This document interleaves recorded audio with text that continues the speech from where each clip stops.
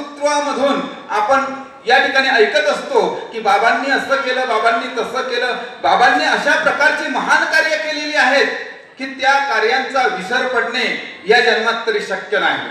अशा प्रकारचं कार्य बाबाजींचं होतं आणि त्याच चालीवरती बाबांच्या पठडीमध्ये तयार झालेले आजचे विद्यमान महंत हे सुद्धा त्याच ताकदीनं त्याच पद्धतीनं या ठिकाणी कार्य करत आहे. आणि अशाच प्रकारचे उत्तरोत्तर त्यांच्याच पावलावर पाऊल ठेवून पुढे सुद्धा त्यांचा वारसा पूजनीय सुदर्शन मुनी हे चालवतील अशा प्रकारची आशा बाळगून या ठिकाणी माझ्या लांबलेल्या शब्दांना मी विराम देतो आणि येणाऱ्या 2026 साठी आपल्या सर्वांना शुभेच्छा देतो आणि माझे लांबलेले शब्द संपवितो. दंडवत प्रणाम. सर्वज्ञ श्री चक्रधर स्वामी की जय.